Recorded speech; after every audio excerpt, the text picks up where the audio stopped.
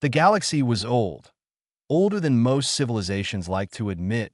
IT had watched stars die, empires burn, and entire species vanish into the quiet dark between systems. Wars had come and gone in long, violent cycles. Sometimes the galaxy was peaceful, sometimes it was not. But one thing every surviving civilization had learned was simple: surprises were dangerous. That was why the Galactic Council existed. The Council Station floated in orbit above the pale world of Thalen Prime, a vast circular structure of steel and light that turned slowly in the dark. Inside its rotating ring lived over 2,000 delegates from hundreds of civilizations. That IT was the closest thing the galaxy had to a government. And the council had rules that, as so many rules point, one of the oldest rules was called the Military Asset Compliance Audit. Every 50 years, every member civilization had to submit a complete record of its military strength: ships, weapons, fleet tonnage, crew numbers, everything. Nothing could be hidden. The rule existed for a very simple reason: nobody trusted anyone.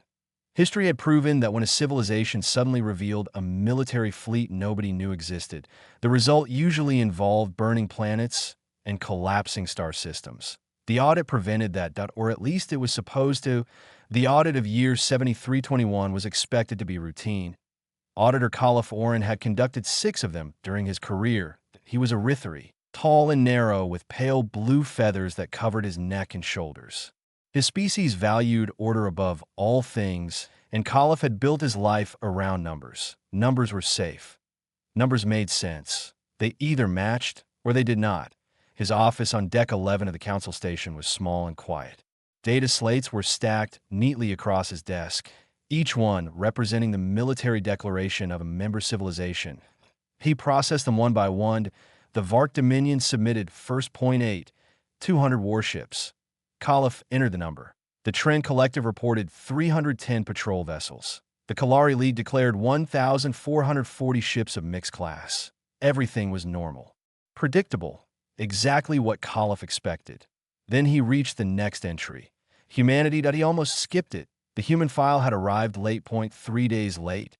In fact, instead of arriving through the standard council network, it had been delivered by hand earlier that morning. Khalif remembered the moment clearly. He had looked up from his desk to find a human woman standing in his doorway. Ambassador Elena Vargas, the Earth's senior council representative. She had short dark hair and wore the calm expression of someone who rarely felt the need to explain herself. She placed a small silver data chip on his desk. "Apologies for the delay," she said politely. "Minor formatting issues." Khalif had nodded. "I'll process it in order." "Of course." She had smiled slightly and left at the time. It had seemed completely ordinary. Now Khalif picked up the chip and slid it into his reader. The system processed the data. A moment later, the screen flashed red. Error. Khalif frowned.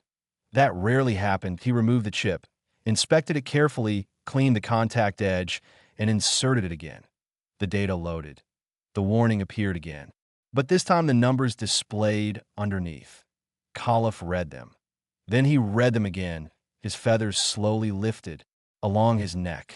The number on the screen did not change. Registered Dreadnought-class vessels. For 18,000, Khalif sat back in his chair. Very slowly. The Vark Dominion, the largest military power in the Council, possessed barely 8,000 ships, and that number had once terrified the entire galaxy. Humanity was declaring over 400,000 dreadnoughts. Below that line was another category. Support fleet, classified, then another. Total fleet mass. Data overflow. The system had literally run out of space to display the number. Khalif stared at the screen. This was clearly impossible. Humans were not a militaristic species. They were quiet, diplomatic. They attended council meetings. They voted on trade policies. They rarely argued it. If Khalif was being honest with himself, humans were one of the least remarkable civilizations in the council.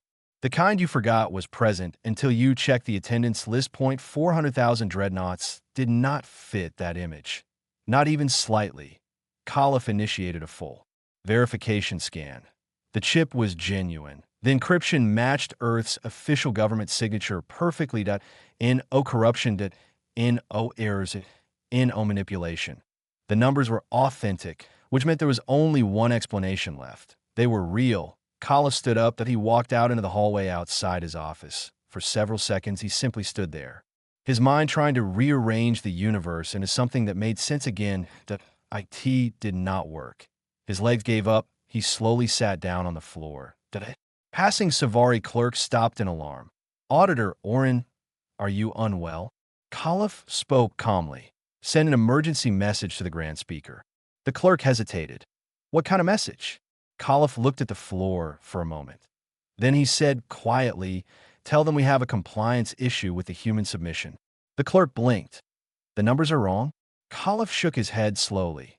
No, he looked back toward his office where the data screen was still glowing. The numbers are correct. He paused. And that is the problem. The Galactic Council did not call emergency sessions lightly.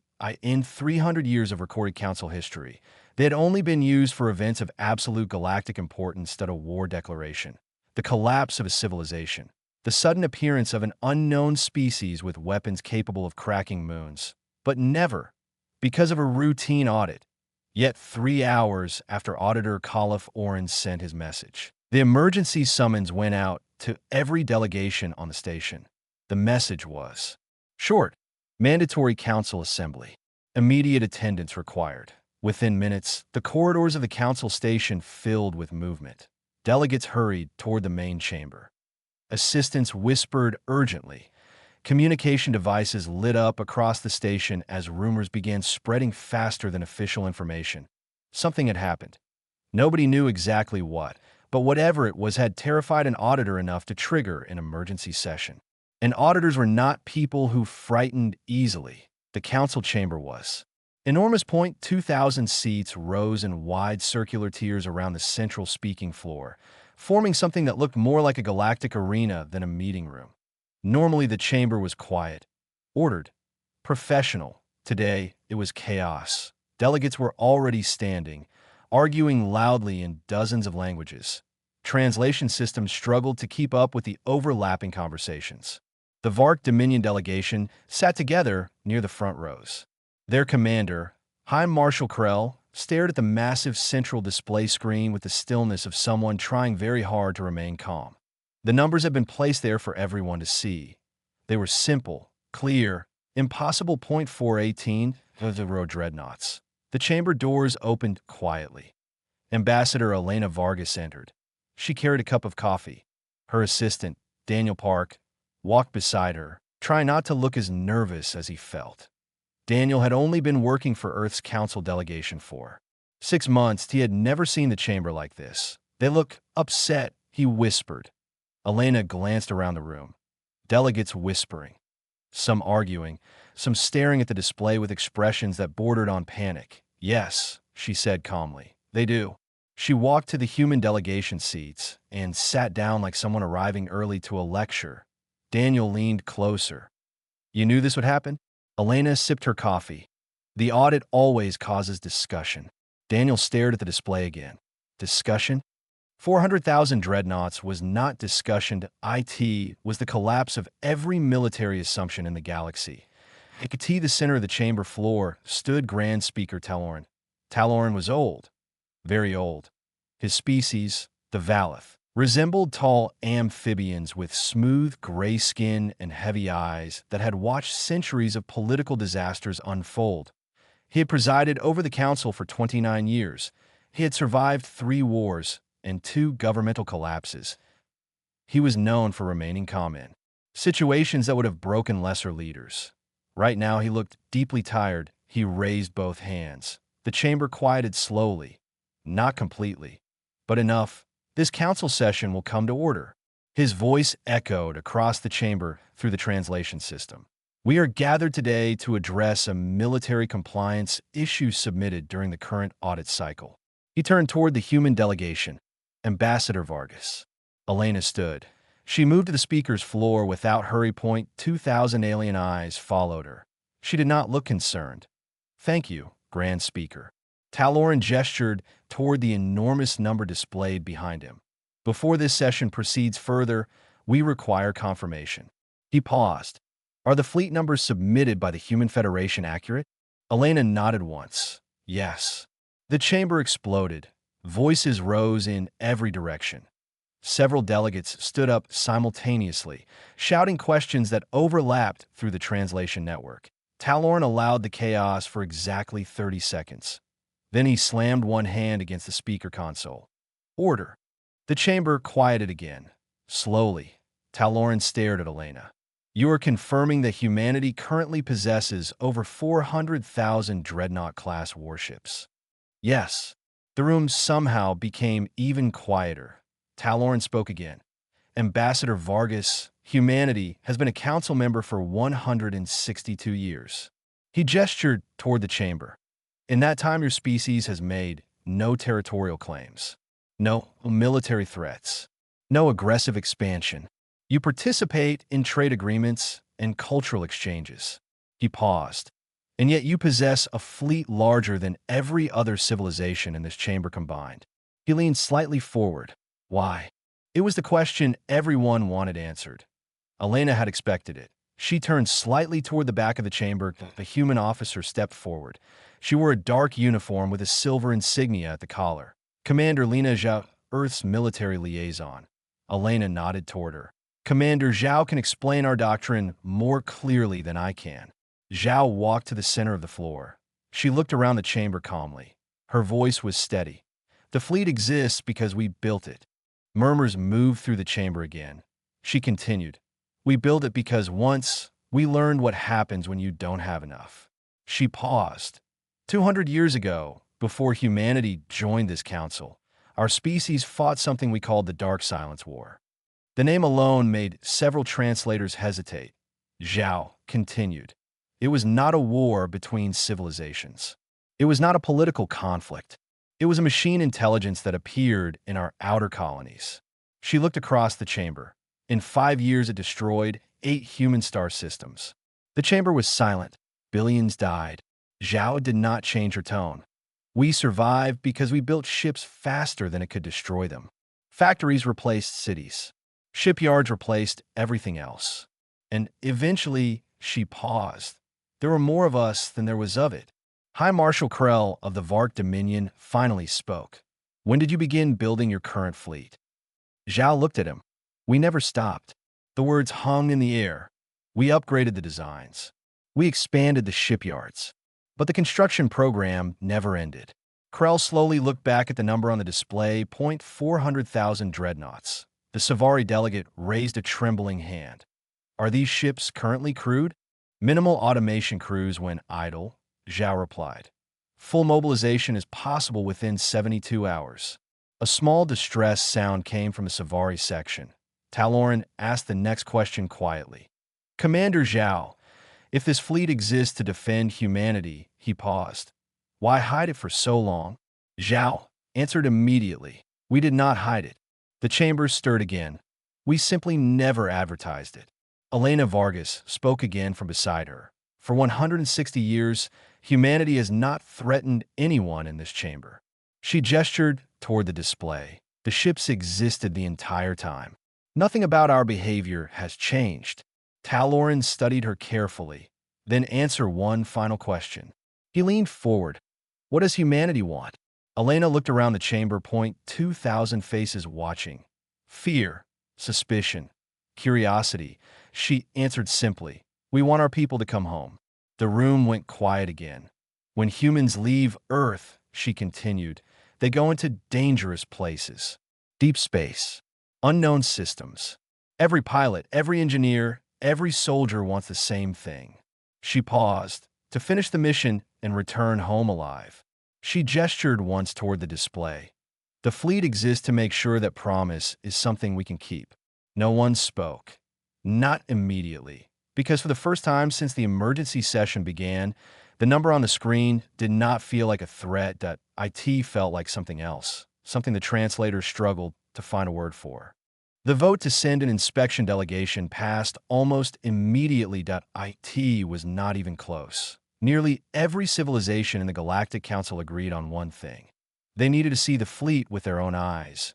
Numbers on a screen were one thing. Reality was something else entirely. Ambassador Elena Vargas did not argue with the decision. She simply nodded. Humanity welcomes the inspection.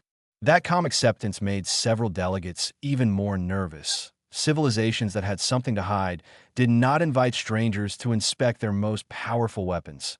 The inspection group was small, only 10 representatives, chosen to reflect the major political factions of the council. High Marshal Krell of the Vark Dominion was included despite several protests. Even the delegates who disliked him understood something important. He was the only one in the group who had commanded fleets in actual wars. If anyone could evaluate a military force properly, it was him. The Savari delegate Pell asked to come as well. Nobody had the heart to refuse. Point two council military analysts joined the team, along with several neutral observers. They departed aboard a council transport vessel 2 days later. The destination was simple, the Sol system, humanity's home. The journey took 4 days. Very little conversation happened during the trip. Everyone had already read the numbers. Reading them again did not make them easier to believe. They were greeted at the edge of the system by a single escort ship that IT was gray, lean, unmarked except for a small registration number on the hull. That a communication signal arrived a moment later. The human escort commander was requesting permission to board the council transport personally. Permission was granted. Minutes later, the airlock opened. A human officer stepped inside. Admiral June Park. He introduced himself calmly. He looked to be in his early 50s with a quiet face and dark eyes that seemed to notice everything. He greeted every delegate by name. That surprised several of them. He shook hands where appropriate, bowed slightly where it was not. Then he led them toward the observation deck. We will approach from above the orbital plane, he explained. You will see the outer formations first. Nobody asked what that meant. The council transport exited faster than light travel 20 minutes later. They appeared in the darkness far beyond the orbit of Jupiter. The observation deck windows stretched across the entire front of the ship. Every delegate stood at them. The stars slowly stabilized into view. Then something else appeared. First it looked like darkness, just empty space. Then their eyes adjusted. The ships were black, matte black. They were not lit. They were not transmitting signals. They floated in complete silence, and there were so many of them. Perfect rows stretched across space in geometric formations, so vast the ends disappeared into the darkness. Each ship was enormous, larger than most orbital stations the delegates had ever visited. Pell made a small noise. Nobody else spoke. High Marshal Krell stood at the window with his hands behind his back. He had commanded fleets for 40 years, that he knew ships, that he knew their shapes, their sizes, their power, and he had never felt small standing near one before. He felt small now. Admiral Park spoke quietly behind them. This is Sector 4. Krell slowly turned. Sector? There are 12 primary deployment sectors around the system. The words settled heavily in the room. 12, Krell repeated. Yes. He looked back out at the endless rows of silent ships. Somehow the number on the council display screen had actually been smaller than the reality. They continued deeper into the system. Jupiter soon appeared ahead of them. The enormous gas giant filled the observation windows. But something else surrounded IT. First the delegates thought it was a ring of debris. Then the scale became clear that IT was a shipyard, a structure so massive it circled the entire planet like a second set of rings. Thousands of construction docks glowed with welding light. New ships were still being built. Even during an official inspection, Pell stared in disbelief. You're still building them? Admiral Park nodded. We never stopped. The transport docked at a station positioned above the shipyard ring. They were greeted by a small human woman with reading glasses and a tablet tucked under one arm. Welcome to Jupiter Construction Ring, she said cheerfully. I'm Dr. Hannah Lim, Chief Fleet Historian. Historian, not Admiral, not General. Historian. She led them through the station like a museum guide, showing visitors an art collection. This row here, she said happily, pointing through a window, is the third-generation Dreadnought class. They were built about 80 years ago. They still run beautifully. She tapped her tablet. Oh, and those older ships over there, she smiled. I wrote my graduate thesis on their reactor design.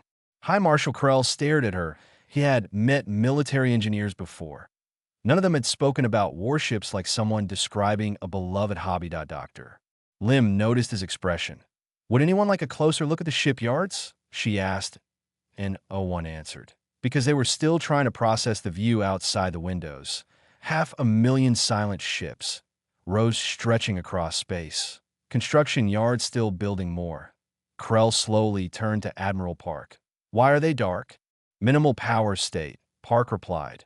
They've spent most of their existence like this. Krell frowned. You hid them well. Park shook his head. We didn't hide them. He looked back out at the fleet. Nobody looked carefully enough to find them. Later, as the delegation prepared to leave the station, Krell asked one final question, that he asked it quietly. How many humans have died in space? In your history? Admiral Park did not hesitate. He told him a number.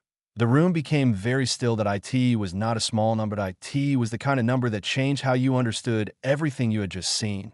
Lost colonies, lost ships, entire crews gone in deep space. Krell looked back out at the fleet again, and suddenly it made sense. The ships were not a threat. They were grief, forged into steel, built across generations by a civilization that had decided one thing very clearly, that IT would never be helpless. Again, Krell nodded slowly. In the Vark military, he said quietly, we have a saying, a warrior who has lost nothing does not yet know what they fight for. Admiral Park nodded once. Neither of them said anything else. They simply stood there together, two soldiers from different civilizations, looking out at 500,000 silent warships drifting above a gas giant, and understanding each other perfectly. The inspection delegation returned to the council station 4 days later. They did not speak much during the journey back. There was nothing left to argue about. They had seen the fleet. They had walked through the shipyards. They had watched new dreadnoughts being assembled around Jupiter like ordinary industrial work. And somehow, that had been the most unsettling part, because the humans had not treated it like a weapon.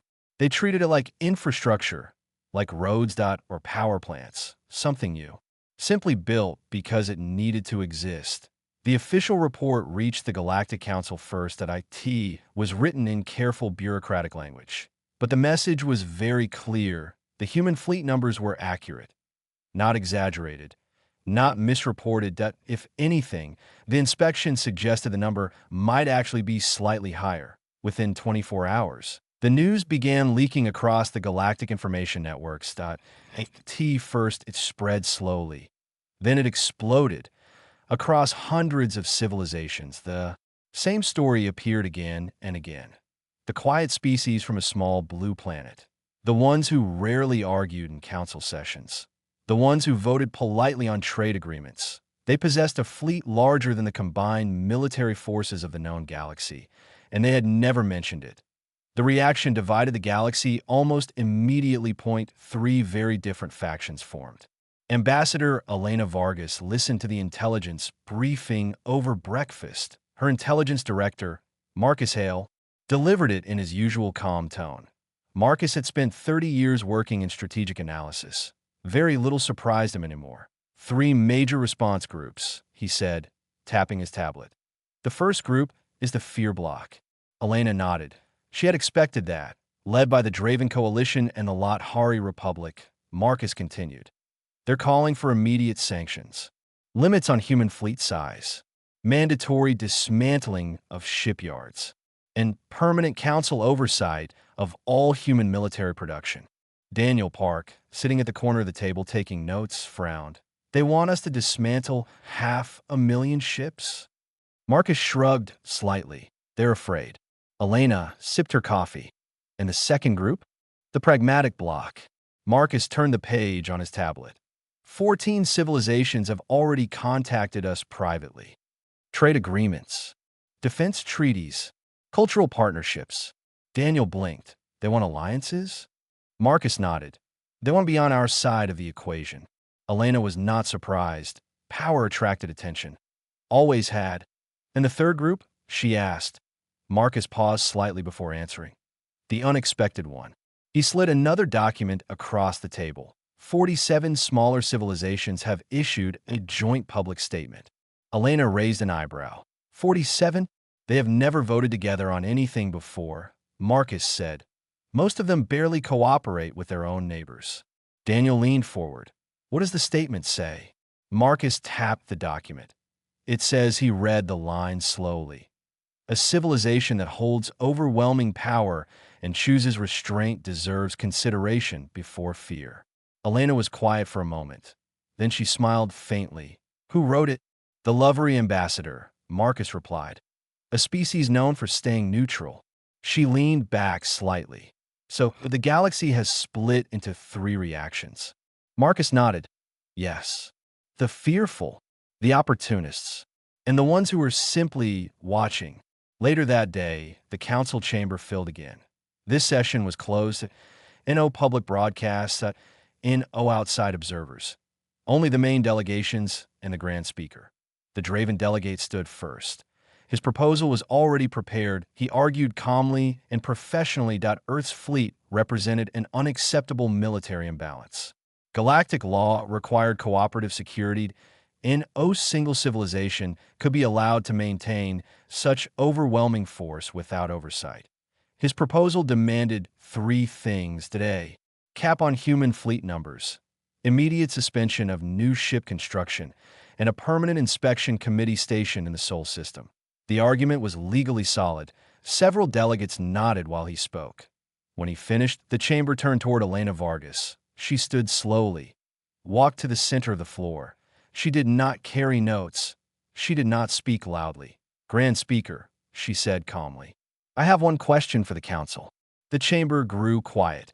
In the 162 years humanity has been a council member, she looked around the room. Has Earth ever fired first? No one answered. Has Earth threatened another member civilization? Silence. Have we taken territory, issued ultimatums, or used our fleet to influence council decisions? Still silence. Elena nodded slightly. The fleet existed long before any of you knew the numbers. Our behavior has not changed. Our intentions have not changed. She paused. The only difference is that now you know. She returned to her seat. That was all she said. The vote happened 2 hours later. The sanctions proposal failed.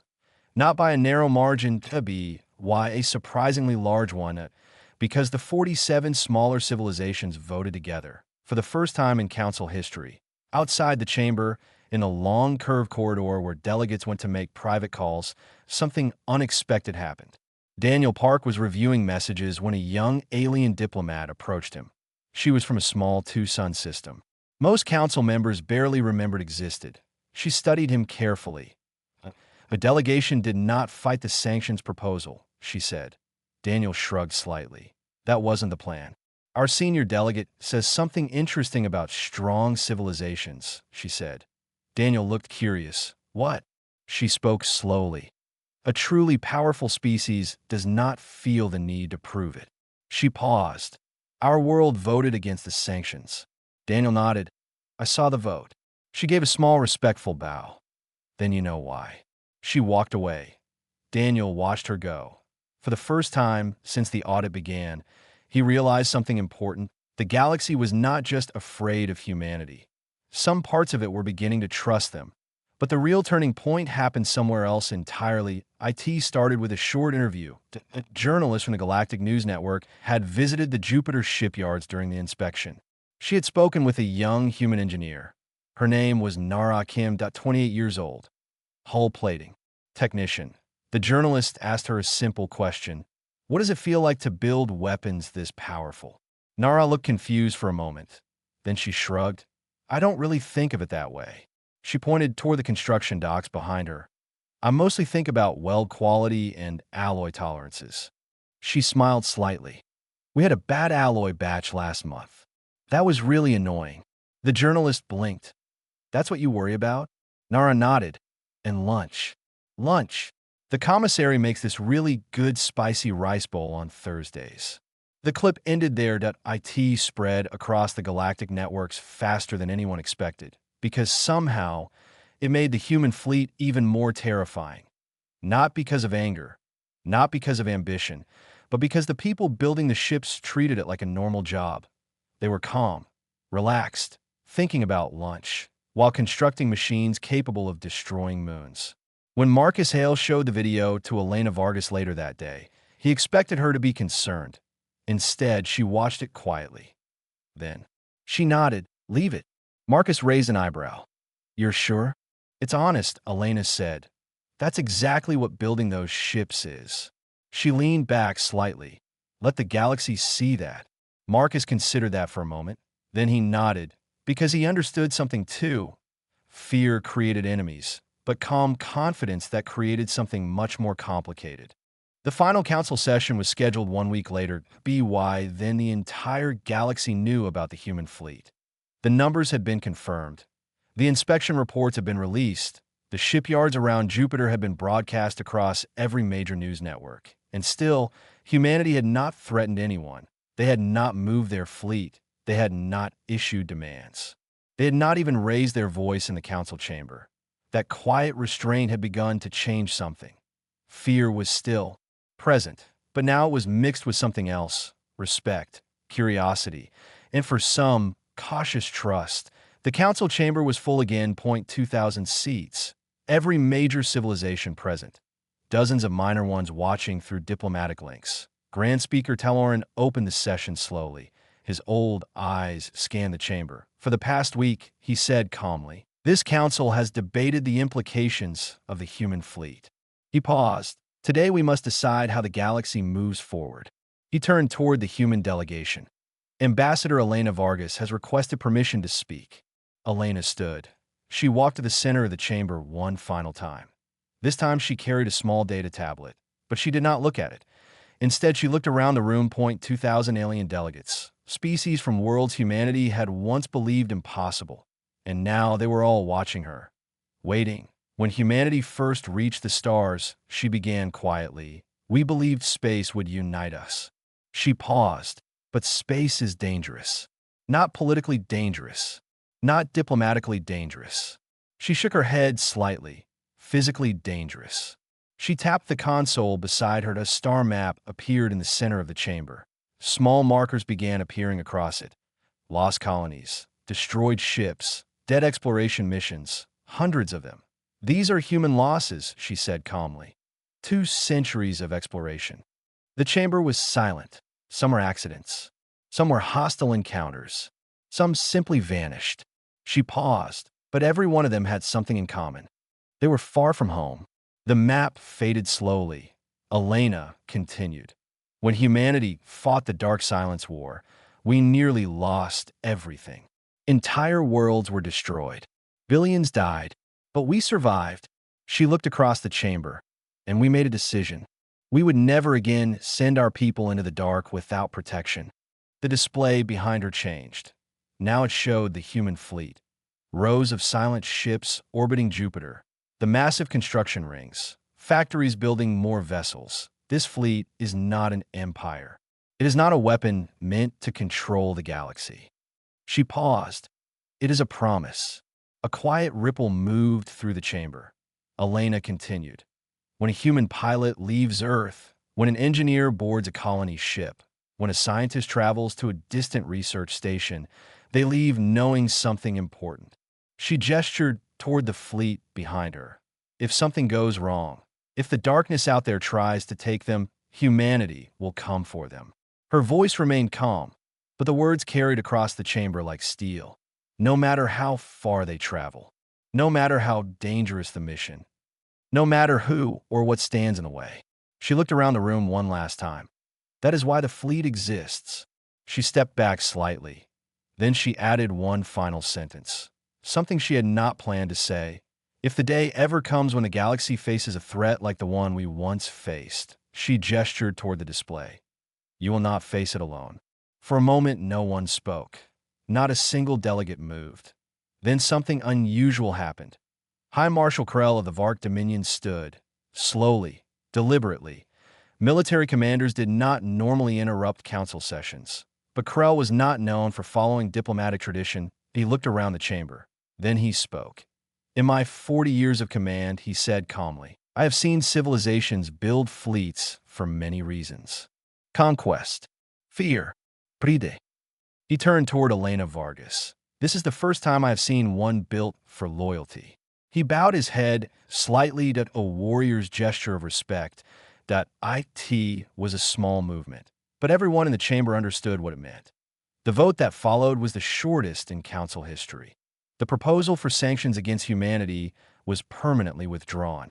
Instead, a new resolution was passed at a recognition that a formal statement entered into Galactic LAW. The IT declared something simple, that humanity's fleet was not a threat to galactic stability. IT was recognized as a defensive force dedicated to the protection of its people and its allies. The vote passed by the largest margin ever recorded. Even several members of the Fear Bloc supported it, because after everything they had learned after seeing the fleet, after hearing the speech, they understood something important, that a civilization willing to build 500,000 warships and never use them for conquest was not the enemy of the galaxy, that IT might be the strongest guardian it had ever known. Later that night, on the observation balcony of the Council Station, Daniel Park stood beside Ambassador Vargas. Below them, the lights of the station glowed softly. "You changed their minds," Daniel said. Elena shook her head slightly. "No, what did then?" She looked out toward the stars. "The truth." Daniel followed her gaze. Far away, beyond the Council Station, somewhere in the darkness, hundreds of thousands of silent human warships still waited, watching, ready, not for conquest, but for the promise they had been built to keep. And across the galaxy, for the first time, other civilizations slept a little easier knowing they were there.